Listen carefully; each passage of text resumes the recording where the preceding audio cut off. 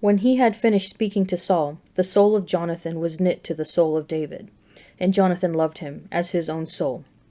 And Saul took him that day, and would not let him return to his father's house. Then Jonathan made a covenant with David, because he loved him as his own soul.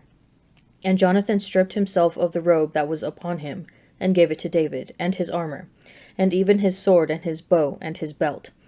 And David went out, and was successful wherever Saul sent him, so that Saul set him over the men of war. And this was good in the sight of all the people, and also in the sight of Saul's servants. As they were coming home, when David returned from slaying the Philistine, the women came out of all the cities of Israel, singing and dancing, to meet King Saul, with timbrels, with songs of joy, and with instruments of music. And the women sang to one another, as they made merry.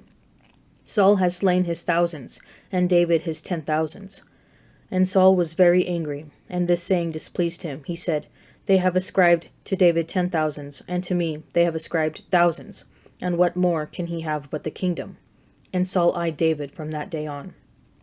And the next day an evil spirit from God rushed upon Saul, and he raved within his house, while David was playing the lyre, as he did day by day.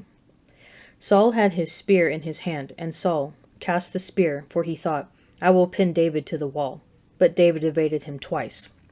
Saul was afraid of David, because the Lord was with him, but had departed from Saul. So Saul removed him from his presence, and made him a commander of 1,000. And he went out, and came in before the people. And David had success in all his undertakings, for the Lord was with him. And when Saul saw that he had great success, he stood in awe of him. But all Israel and Judah loved David, for he went out and came in before them.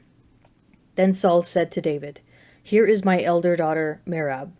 I will give her to you for a wife. Only be valiant for me, and fight the Lord's battles. For Saul thought, Let not my hand be upon him, but let the hand of the Philistines be upon him.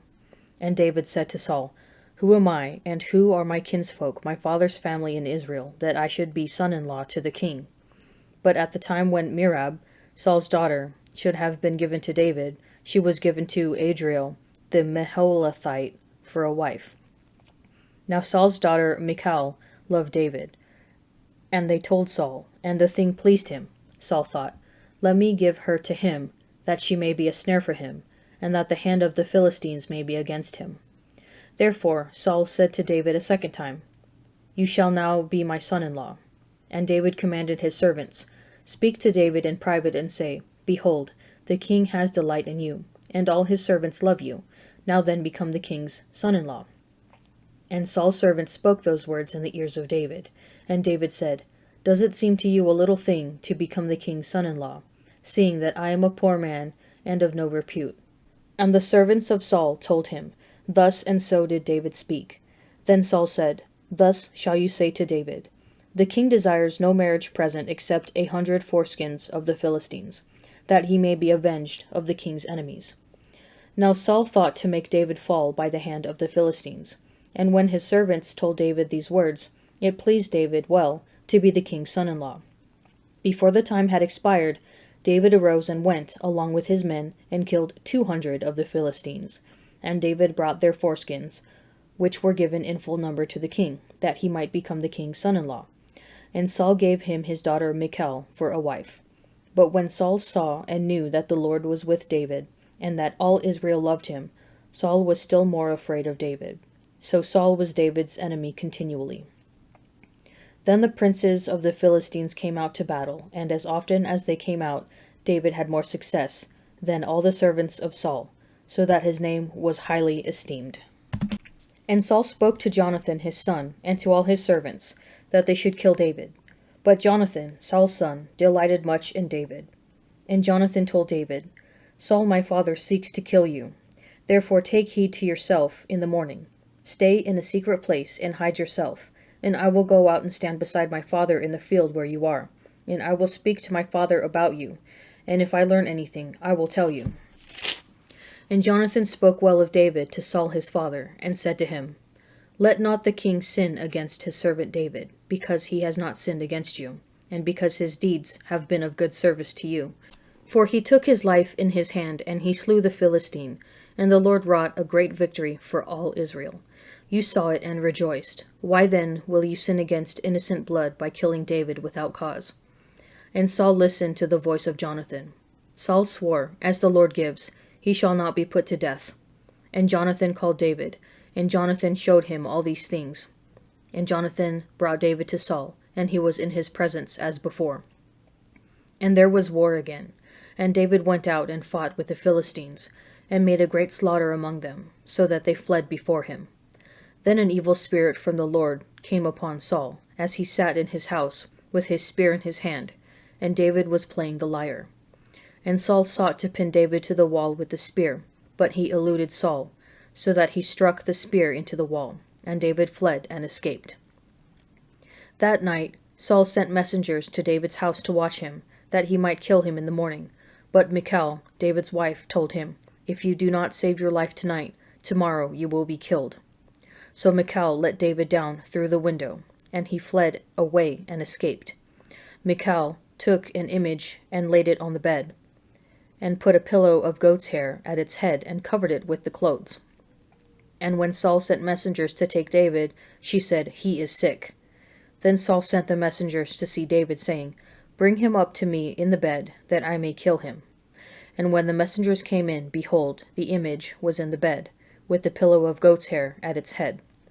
Saul said to Michal, "Why have you deceived me thus, and let my enemy go, so that he has escaped?" And Michal answered Saul, "He said to me, 'Let me go. Why should I kill you?'" Now David fled and escaped, and he came to Samuel at Ramah, and told him all that Saul had done to him. And he and Samuel went and dwelt at Naioth. And it was told Saul, "Behold, David is at Naioth in Ramah." Then Saul sent messengers to take David. And when they saw the company of the prophets prophesying, and Samuel standing as head over them, the Spirit of God came upon the messengers of Saul, and they also prophesied. When it was told Saul, he sent other messengers, and they also prophesied. And Saul sent messengers again the third time, and they also prophesied. Then he himself went to Ramah, and came to the great well that is in Secu. And he asked, "Where are Samuel and David?" And one said, "Behold, they are at Naioth in Ramah."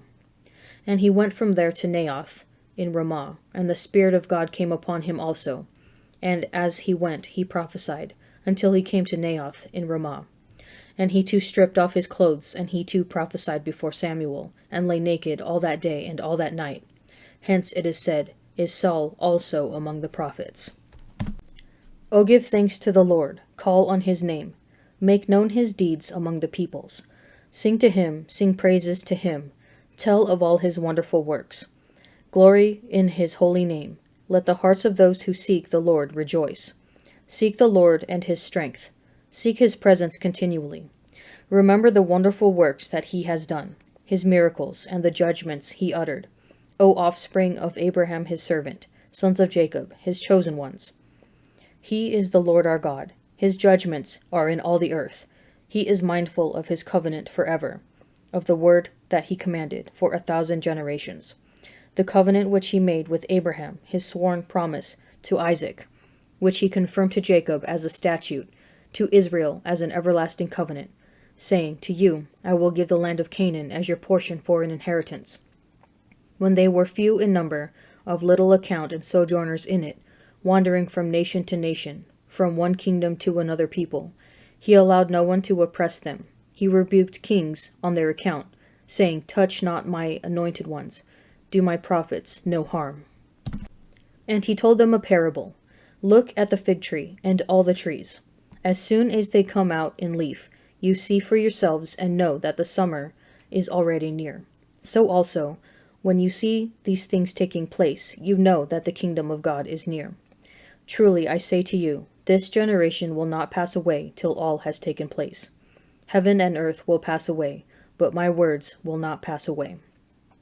But take heed to yourselves, lest your hearts be weighed down with dissipation and drunkenness and cares of this life, and that day come upon you suddenly like a snare. For it will come upon all who dwell upon the face of the whole earth. But watch at all times, praying that you may have strength to escape all these things that will take place, and to stand before the Son of Man." And every day he was teaching in the temple, but at night he went out and lodged at the mount called Olivet. And early in the morning all the people came to him and the temple to hear him. Now the feast of unleavened bread drew near, which is called the Passover.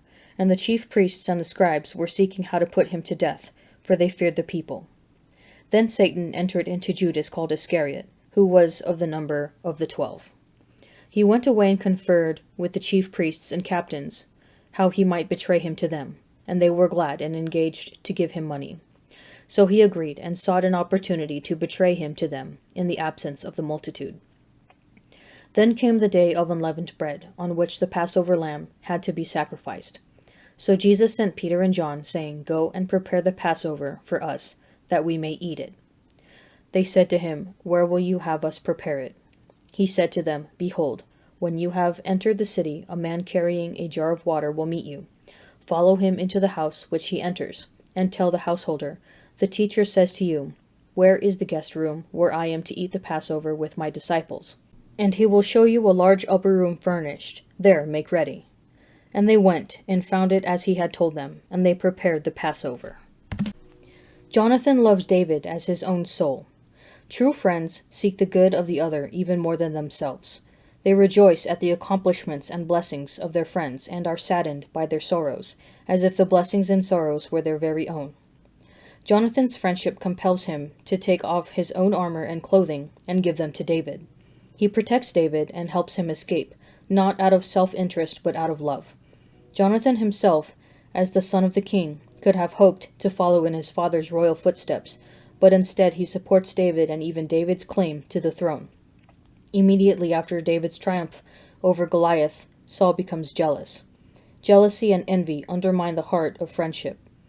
One who is jealous sees the good of another and wishes to have it for oneself, and one who is envious seeks to destroy the good in the other. Indeed, Saul's jealousy of David's popularity and success drives him to a dark envy, an envy that spurs Saul to seek David's life. To whom can you be a better friend and promoter of the good? Of whom are you envious? And what first step can you make to change this relationship?